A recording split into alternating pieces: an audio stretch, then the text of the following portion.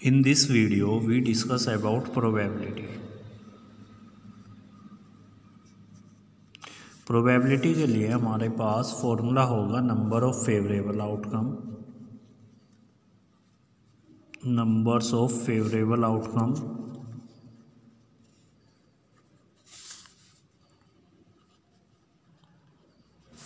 Upon total number of outcomes.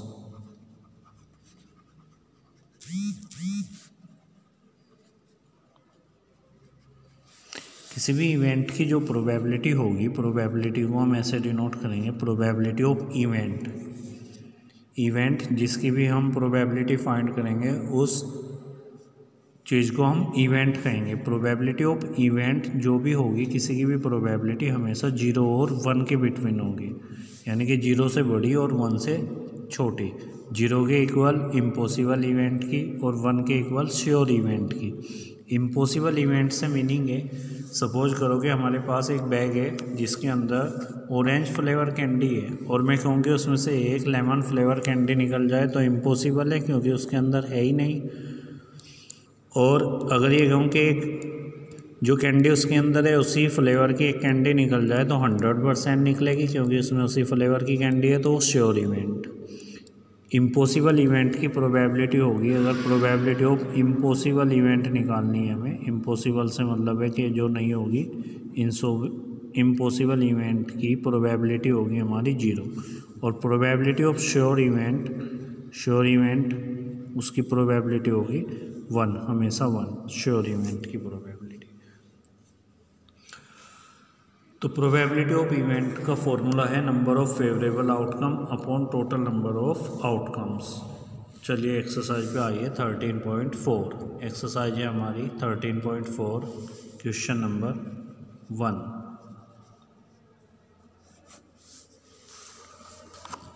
Exercise 13.4 question number 1। First है हमारा कि the probability of getting a head, the probability of getting a head when a coin is tossed.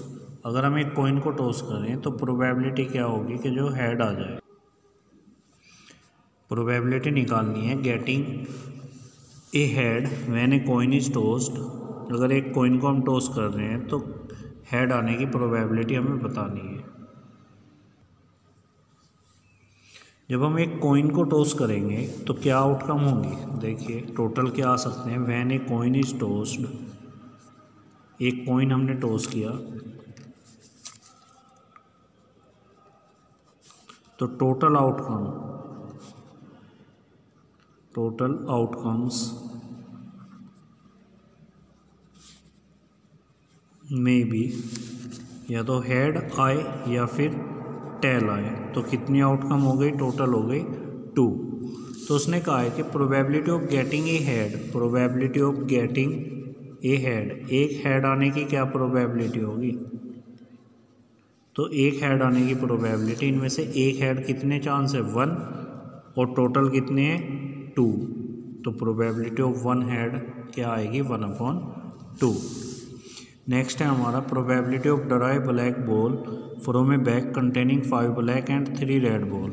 एक bag में से, second part इसका question number 1 का, probability बतानी है कि ड्राई ब्लैक बॉल, एक ब्लैक बॉल हमने ड्रा की है, तो कंटेनिंग जो बैग है, बैग के अंदर है हमारे पास क्या 5 तो ब्लैक एंड 3 रेड बॉल्स हैं, तो टोटल बॉल कितनी हो गई हमारे पास, टोटल बॉल हो गई हमारे पास 5 और 3 8। अब प्रोबेबिलिटी बतानी है कि अगर एक बॉल रैंडमली इनमें से निकाल ले जाए तो वो ब्लैक हो, तो probability of A black ball क्या हो जाएगी, ब्लैक बॉल की प्रोबेबिलिटी हो जाएगी number of black balls upon total number of balls, जितनी टोटल बॉल है वो upon total number of balls. तो ब्लैक है हमारे पास 5 और टोटल कितनी है 8, तो इसकी प्रोबेबिलिटी हो गई 5/8। चलिए नेक्स्ट क्वेश्चन ले रहे हैं, क्वेश्चन नंबर 3। इसमें कहा इसने question number 2, in which case the chance of desire outcome is more, किसके आउटकम के चांस ज़्यादा हैं ये हमें बताना है। केस फर्स्ट है कि getting H in A toss of a coin, जब एक कॉइन को हम उछाल रहे हैं तो वहाँ से एच आने के यानी कि हेड आने के, अभी किया था हमने, कितनी प्रोबेबिलिटी है 1/2। 1/2 को 2 से अगर हम डिवाइड करें तो 0.5 यानी कि 50% चांस है 50-50। और getting 4 in a throw of dice, जब हम एक डाइस थ्रो करेंगे, case second when a dice is throw, जैसे हमने एक डाइस थ्रो किया तो टोटल आउटकम क्या है, या तो 1 आए या फिर 2 आए या फिर 3 आए या फिर 4 आए या फिर 5 आए या फिर 6, तो टोटल आउटकम कितनी हो गई, टोटल आउटकम्स हो गई हमारी 6।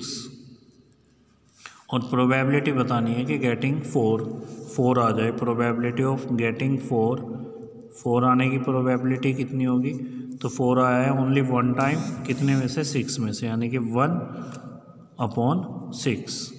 तो ये आएगा जब 1/6 की वैल्यू हम निकाल लेंगे, 6 से अगर हम 1 को डिवाइड करें तो ये आएगा डेसिमल होके 10, 6 1 जा कितना 6, रिमेनिंग 4, 46 6 जा 36, रिमेनिंग 4 ऐसे चलता रहेगा। तो ये आया 0.16, वो था 0.50 यानी कि 50 और 16।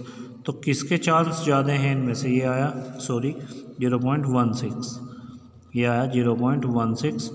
तो 0.16 लेस देन है 0.50 से, तो चांस किसके ज़्यादा हैं 0.50 के, यानी कि कौन सा डिजायर है, तो आंसर हुआ इसका क्या, केस फर्स्ट के जो आउटकम है वो ज़्यादा है केस सेकंड वाले से। Thank you.